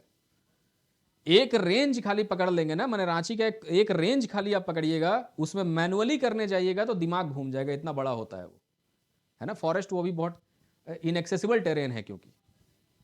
एनीवे, तो हमने क्या देखा कि रिमोट सेंसिंग सैटेलाइट क्या क्या हैं, उनको बताइए कि वो क्या है, और कितने विभिन्न प्रकार के सैटेलाइट सिस्टम भारत में यूज होते हैं रिमोट सेंसिंग के लिए। कोर टॉपिक है स्पेस टेक्नोलॉजी का। हमने अपने जीएस में तो पढ़ाया हुआ है, लेकिन यहाँ पे क्योंकि सिलेबस में था ही नहीं तो कैसे पढ़ते। ये किसी के भी सिलेबस में नहीं है ना, ये इनके भी सिलेबस में नहीं दिया हुआ है, लेकिन यहाँ पे क्वेश्चन दिया है साइंस से, है ना, लेकिन उसको इनडायरेक्ट रूप में जुड़ा हुआ मान सकते हैं। चलिए, एक हो गया 4 का ए बी, ये भी एक क्वेश्चन है ऐसा ही। और 5 का क्वेश्चन है, ये तो मेरा फेवरेट टॉपिक है हमेशा से, क्योंकि फेवरेट टॉपिक क्या है, इसको मैं बहुत ज्यादा फॉलो करता हूं, रेडिएशन वाला टॉपिक, है ना, न्यूक्लियर वाला टॉपिक। और न्यूक्लियर मैंने बहुत, इसका टॉपिक आता है तो मैं खुद ही बहुत मन से इसको पढ़ाने का कोशिश करता हूं। जो नहीं भी जानना है वो भी बताते हैं, मजा आता है हमको। रेडिएशन वाले में क्या है कि discuss different types of radiation and their sources. इसके लिए जो है लेक्चर देखने, देखिए radioactive waste management, radioactive waste management, इसमें मैंने न्यूक्लियर के बारे में आपको बताया है कि जो न्यूक्लियर वेस्ट होते हैं, कहाँ कहाँ हॉस्पिटल से वो न्यूक्लियर वेस्ट निकल सकता है, वहाँ से निकल सकता है। ये सारी चीज़ें मैंने आपको बताया है कि उनके प्राकृतिक एवं मानव निर्मित स्रोतों का वर्णन कीजिए। कैंसर चिकित्सा, खाद्य संरक्षण, in what ways radiation is applied in cancer therapy, food preservation, mutagenic treatment of organ for genetic improvement and alternative sources of energy. तो इसमें से कुछ कुछ चीजें जैसे कैंसर थेरेपी, इन सब का मैंने बातों बातों में जिक्र किया होगा, क्योंकि हमारे सिलेबस में उस तरह से नहीं लिखा हुआ है, ठीक है। लेकिन फिर भी radioactive waste management 2 lectures में कवर्ड है, वो ठीक तरीके से इसके अंदर कवर किया हो, उतना लिख देंगे तो आपको नंबर मिल जाएगा। तो ये थे सेक्शन 1 का 5 क्वेश्चन जो मैंने देखा, इसमें 5 में से 4 सॉल्व करना है आपको, तो 100 नंबर होगा। फिर इसी तरह सेक्शन 2 दिया है, तो सेक्शन 2 क्योंकि आज उतना एक ही दिन में नहीं कर पाएंगे ना हम लोग, तो सेक्शन 2 में अगले क्लास में लेकर के आऊंगा, तो उसको मैं वहां पे बताऊंगा कि अगले क्लास में उसको क्या क्या करना है, ठीक है। सेक्शन 2 भी ऐसा ही है, उसमें भी जब देखेंगे तो सारा क्वेश्चन आपसे बन जाए। तो जब आपसे एसीएफ के सिलेबस वाला क्वेश्चन बन रहा है, इनका सिलेबस इतना बड़ा है, आप जाकर नेट पे सर्च कर सकते हैं, मेघालय पब्लिक सर्विस कमीशन का सिलेबस, एफआरओ का निकालिए तो भी वही सिलेबस, और एसीएफ का निकालिए तो भी वही सिलेबस। क्या हुआ था, शुरू में हम खाली एसीएफ का सिलेबस देखे थे, और 2-3 घंटा आज हमको लगे खोजने में कि इसका एफआरओ का सिलेबस कहां दिया हुआ है ना, बहुत बड़ा सिलेबस है। आसाम पब्लिक सर्विस कमीशन, उसका एफआरओ का कोई सेपरेट सिलेबस नहीं दिया है इसके वेबसाइट पे, जो सॉइल कंजर्वेटर दिया है ना, उसी के अंदर एफआरओ का भी सिलेबस थोड़ा सा दे दिया है। तो सॉइल कंजर्वेटर और फॉरेस्ट रेंजर का जो सिलेबस है लगभग एक ही जैसा है ना, अलग से नहीं दिया हुआ है आसाम में। तो खैर चलिए, ये सब है स्थिति यहां पर।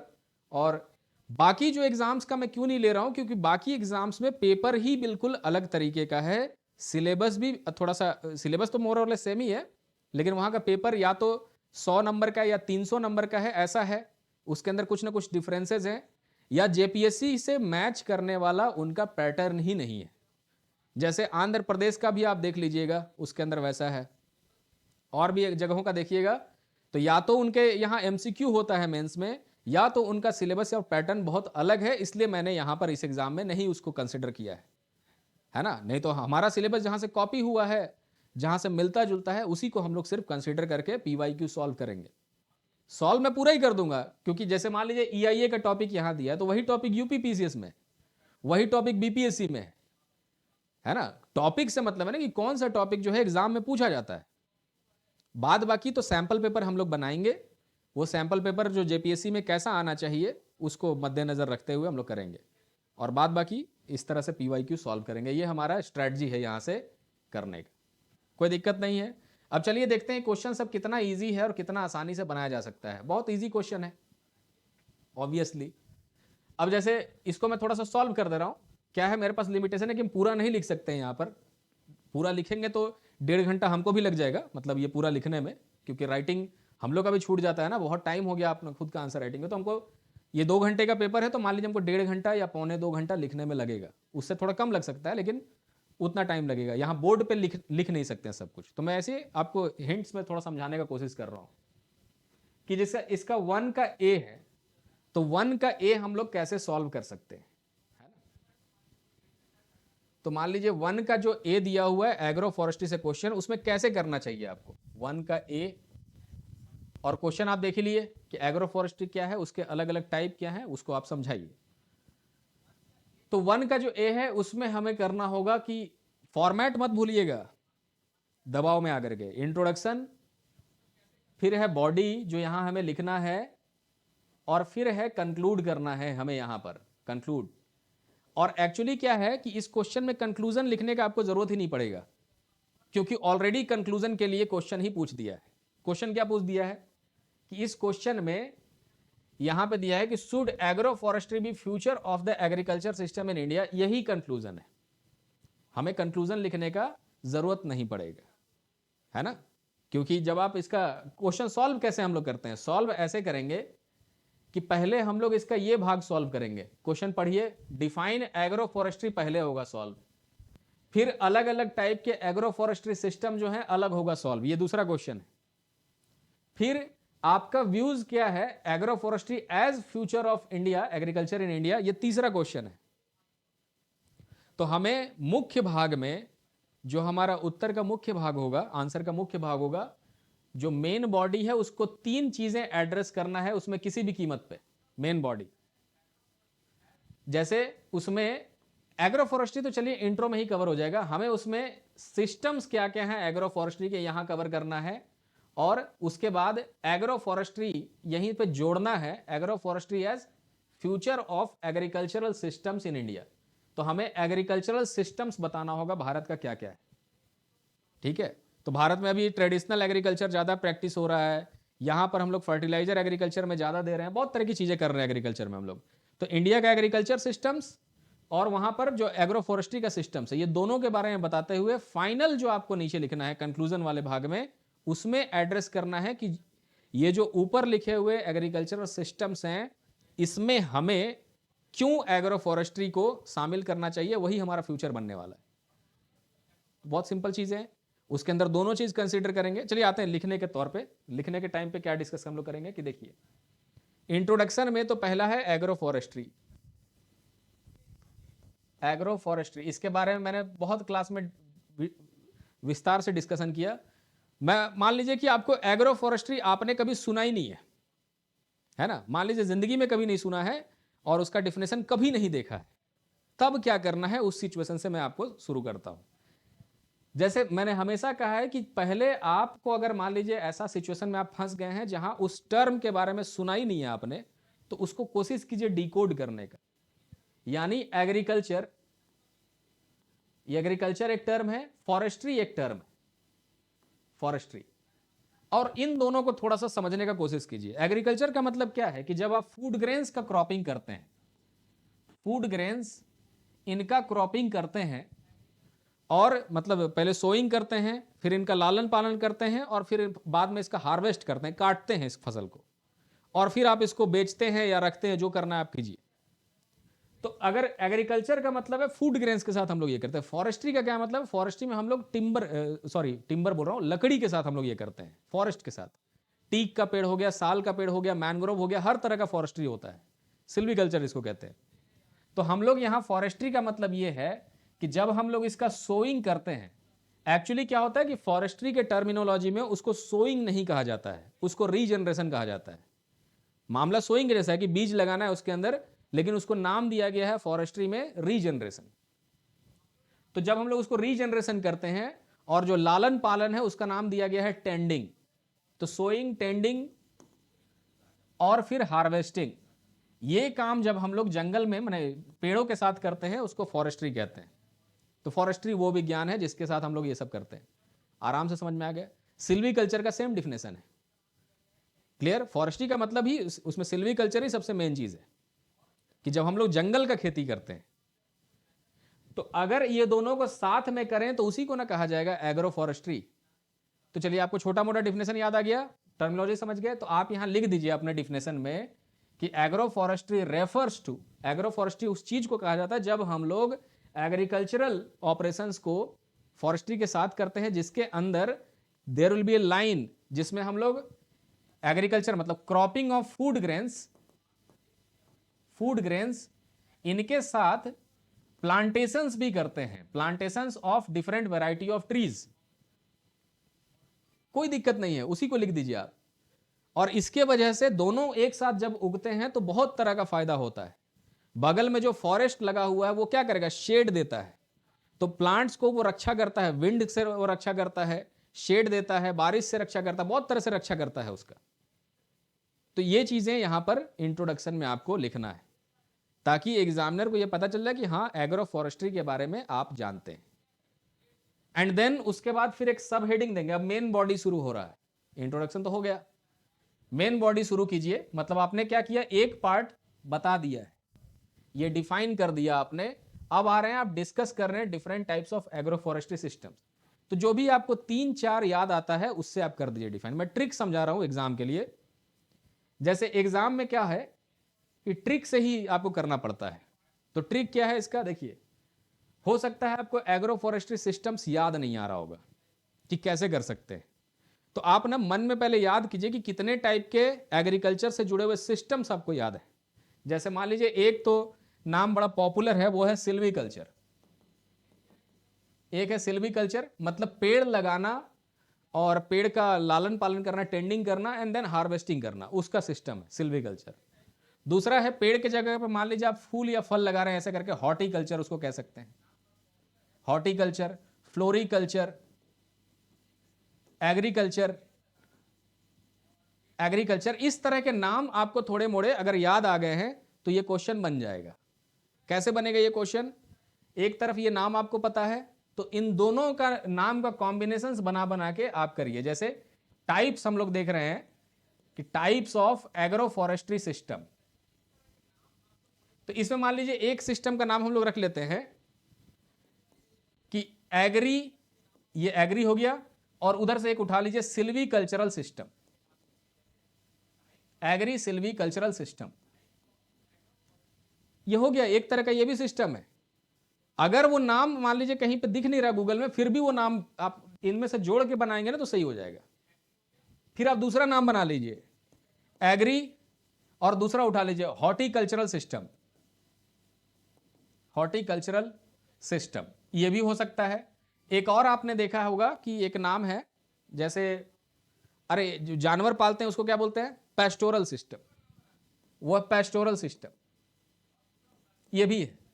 अब इसी में एक और नाम बना लीजिए कि मान लीजिए एग्री है, agri silvipastoral system, silvicultural pastoral system. ये सब नाम आप जब बनाते जाएंगे, ये सब एक एक तरीका है, क्योंकि हमें क्या है ना प्रैक्टिकली सोचना पड़ता है। प्रैक्टिकली सोचना है कि हम मान लीजिए खेती करते हैं, खेती हम चाहें तो जंगल लगाने के साथ कर सकते हैं, वहीं पर हम बगल में मुर्गी पालन कर सकते हैं पेस्टोरल, या गाय पाल सकते हैं पेस्टोरल सिस्टम, वहीं पे हम फूल फल लगा सकते हैं हॉर्टिकल्चर सिस्टम, वहीं पे हम फूल का बागवानी कर सकते हैं, लैंडस्केपिंग कर सकते हैं, फ्लोरिकल्चर कर सकते हैं। इनको सबको एक साथ जोड़ जोड़ के अलग अलग नाम बना के लिखना है, ठीक है। ट्रिक कि ये एक टाइप होगा। आपसे क्या पूछ रहा है कि एग्रीकल्चर और फॉरेस्ट्री ये दोनों आप साथ में किन किन मेथड से कर सकते हैं, तो इन सब मेथड से हम लोग कर सकते हैं, है ना। प्रैक्टिकली अगर एक किसान से मैं पूछूं तो वो तो आसानी से बता देगा ना। उसको मैं बोलूंगा कि आप बताइए कि जैसे आपके पास है एग्रीकल्चर है, ये है, आपके पास फॉरेस्ट है, आपके पास पेस्टोरलिज्म है, मतलब आप जो ये लगा मुर्गी पाल रहे हैं, आप भेड़ बकरी पाल रहे हैं, ये है, साथ में आपके पास फूल लगाने का विधि है। तो इन दोनों तीनों के कॉम्बिनेशन से आप क्या क्या कर सकते हैं, या सबको एक साथ मिला के आप क्या कर सकते हैं, तो किसान ही बता देगा हमको। हम लोग वही तो कर रहे हैं। आप आपको जो मर्जी करता है उसको आप लगा दीजिए वहां। और डिफिनेशन देखिए लिखना, वो तो और आसान है।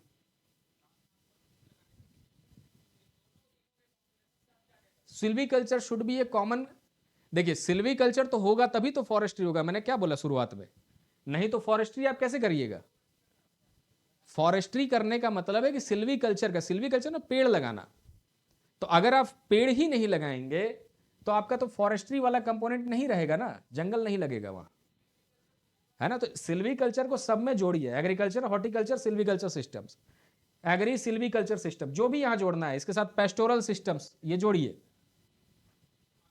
ठीक है। और सबका बारे में लिख दीजिए कि जब हम लोग एग्रीकल्चरल फील्ड पे जो भी क्रॉप्स लगाते हैं, एग्रीकल्चरल फील्ड पे जो भी हम लोग फसल लगाते हैं, उसके साथ ट्री लाइंस का प्लांटेशन करते हैं।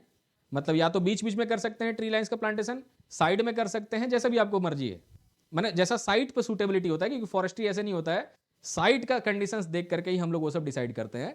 तो खैर वो तो इनको जोड़ करके और साथ में अगर हम लोग पेस्टोरल माने थोड़ा सा पशुपालन भी कर लें तो वो हो जाएगा ये वाला एग्री सिल्वीकल्चर सिस्टम।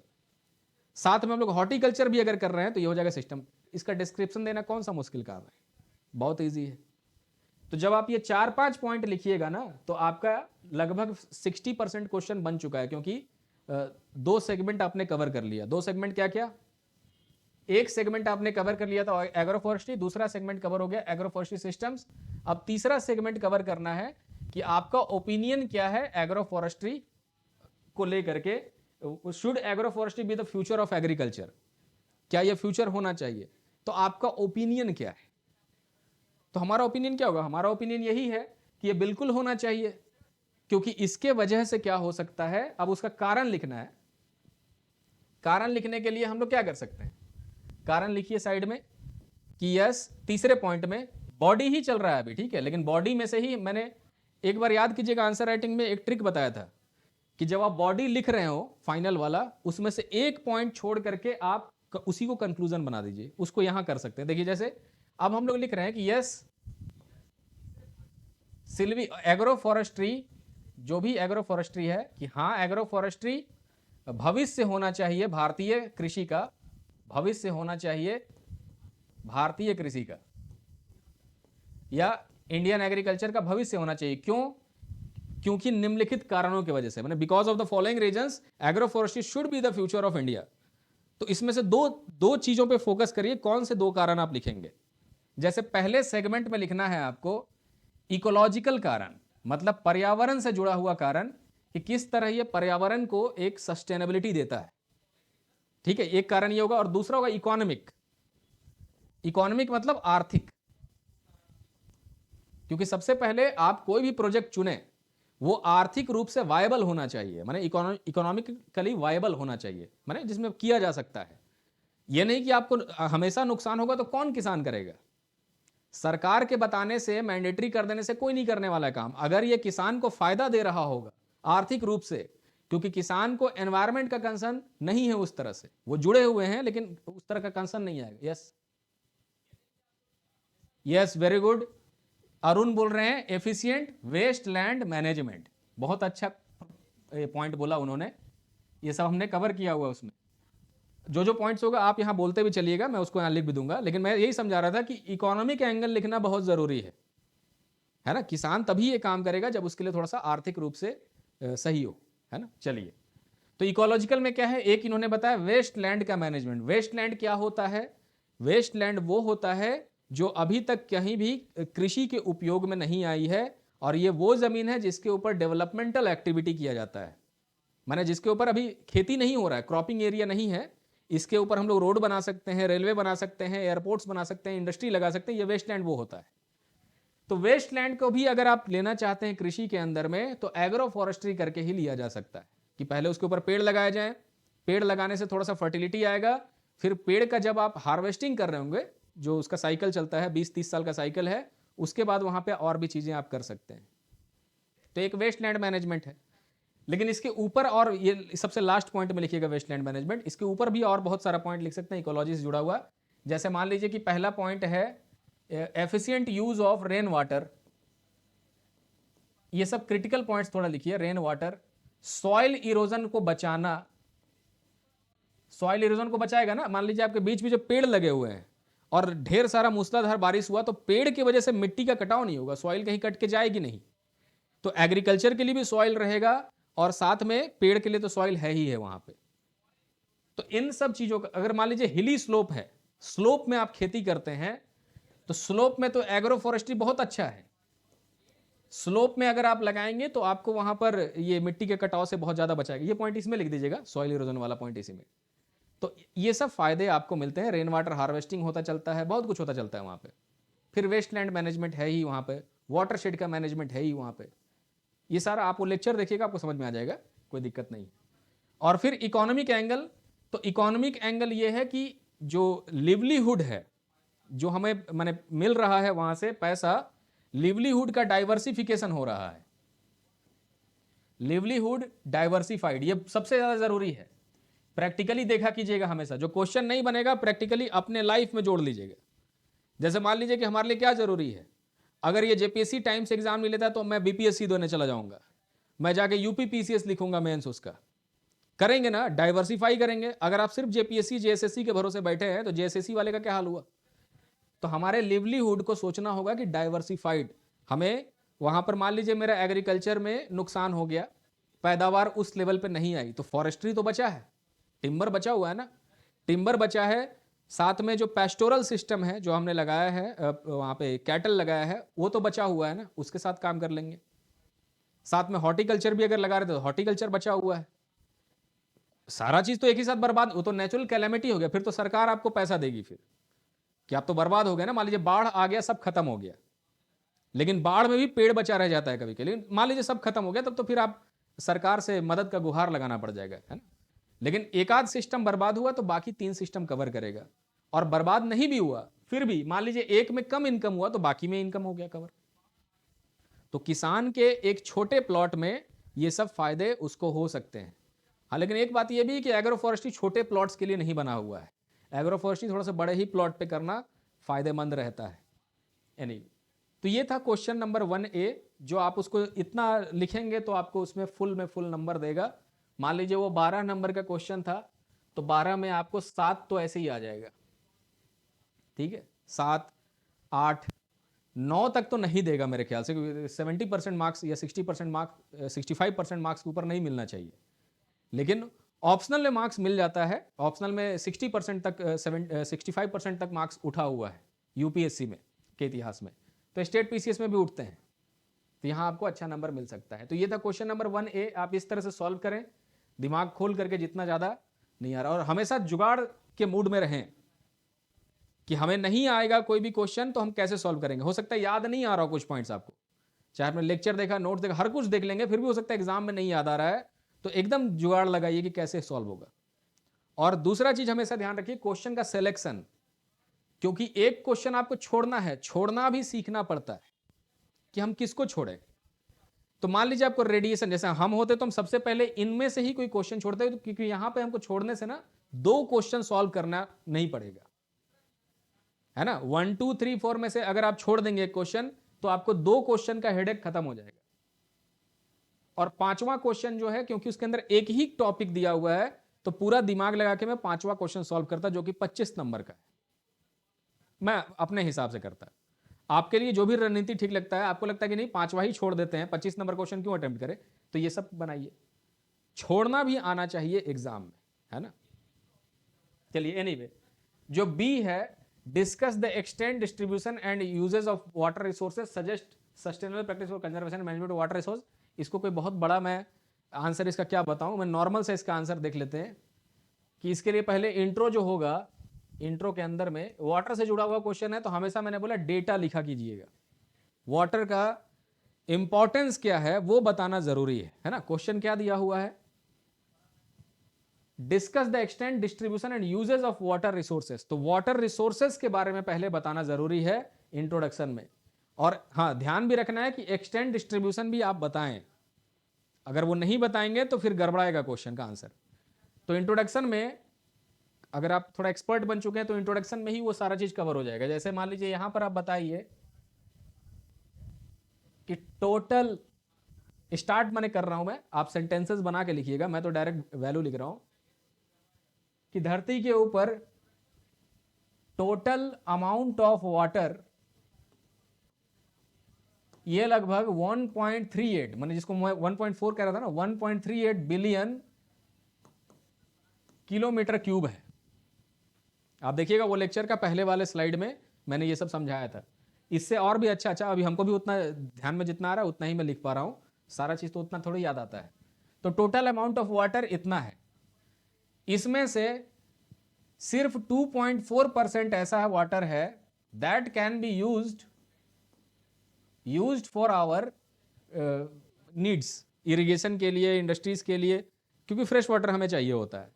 तो इसमें से सिर्फ 2.4% ही जो है यूजेबल है, which means that water is a highly vital resource for our survival. हमारे जीवन यापन करने के लिए पानी जो है एक बहुत ही वाइटल रिसोर्स है, अत्यंत जरूरी रिसोर्स। और साथ में एक पॉइंट ऐड करना है इंट्रो में ही, and due to its scarcity, हमेशा पानी को अबेंडेंट घोषित नहीं करना है, सारे रिसोर्स को स्कैर्स बताना है। And due to its scarcity and low usability percentage, its conservation is of high importance. देखिए अब इसका its conservation is of high importance मतलब इसका जो कंजर्वेशन है बहुत ज्यादा जरूरी। अगर ऐसा आपने इंट्रोडक्शन लिखा तो कौन नंबर काटेगा, है ना। आप यहां दूसरा भी एक डेटा लिख सकते हैं कि 72% में से जो 72% ये जो है हमारा, ये 72% ही हुआ टोटल वॉल्यूम जो है, उसमें से 2.4%, ये भी आप एक आध जगह यूज कर सकते हैं उसी में जोड़ करके, या ब्रैकेट में यहां लिख सकते हैं 72% ऑफ टोटल अर्थ एरिया, ऐसे करके टोटल एरिया, वो उतना ही आएगा वैल्यू। तो ये हमारे लिए बहुत इंपॉर्टेंट रिसोर्स है, हमें इसको किसी भी तरह से संरक्षण करना है, बचाना है, नहीं तो हम लोग गए काम से। अब यहां पे इसका एक्सटेंट में क्या कर सकते हैं, एक्सटेंट एंड डिस्ट्रीब्यूशन तो यही हो गया थोड़ा सा, एक्सटेंट एंड डिस्ट्रीब्यूशन साथ में लिख देंगे। इसमें क्या पॉइंट डालें, जैसे इसमें एक पॉइंट डाल सकते हैं कि इनमें से जो 2.4% ऑफ पानी है ना, जो यूजेबल है, उसमें से भी 80% जो पानी है, 80% of this water is used in agriculture, खेती में, इरिगेशन में हम लोग यूज कर देते हैं 80% पानी। और जो बाकी का 20% पानी है, 20%, अब यहां पर अपने आंसर को अच्छा बनाने के लिए पाई चार्ट बनाइए ऐसे करके, 80 ये 80 हो जाएगा, ये 20 हो जाएगा, 20% लिखिए, इसको 80% लिखिए, और यहां पे लिखिए agriculture, consumed in agriculture, and 20% जो पानी है वो बाकी सब यूज में चला गया, जैसे एग्रीकल्चर हो गया, दूसरा यूज हो जाएगा इंडस्ट्री, हो जाएगा industry, house hold and other needs, दूसरे और भी कुछ नीड्स हो सकते हैं, उसमें चले जाएंगे वो पानी। तो 20% ये है उसका डिस्ट्रीब्यूशन, और एक्सटेंड तो वहां हो गया, डिस्ट्रीब्यूशन ये हो गया। इस तरह से ये बना के आपको शुरुआत में ही दे देना है कि ये इस तरह से होता है पानी का जो डिस्ट्रीब्यूशन है। और यहां पे लिख भी दीजिए कि 20% पानी जो है इसमें चला जाएगा वो इंडस्ट्री में, हाउस होल्ड में, इन सब जगहों पर, ठीक है।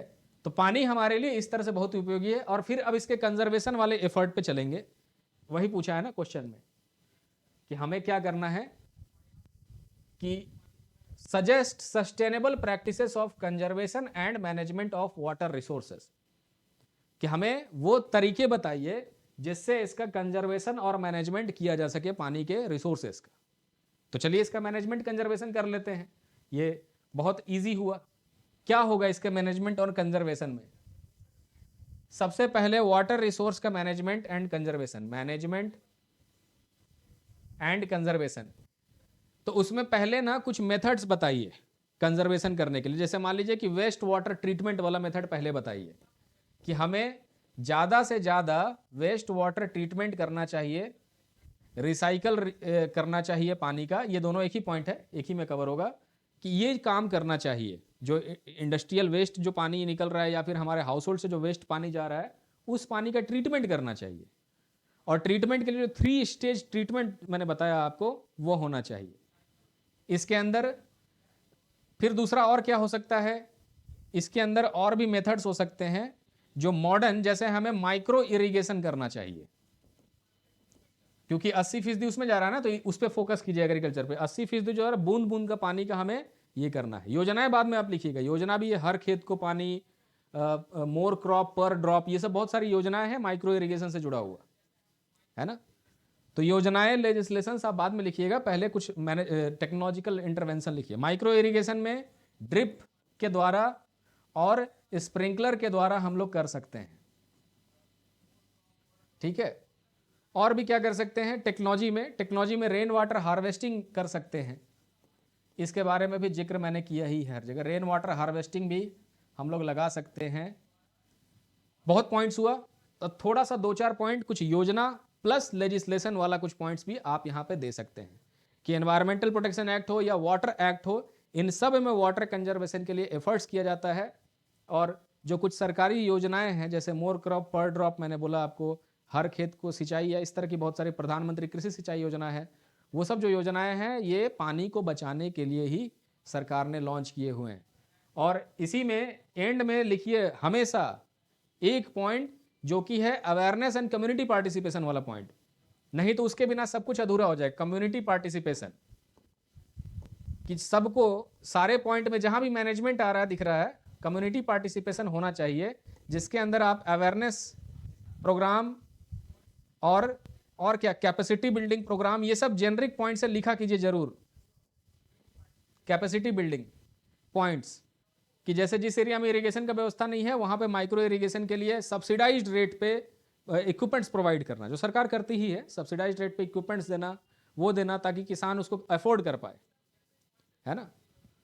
बहुत सारे पॉइंट्स आप यहां पर डाल सकते हैं इससे जुड़े हुए, ऐसे करके आप सॉल्व कीजिए। इंट्रो, बॉडी, फिर कंक्लूजन।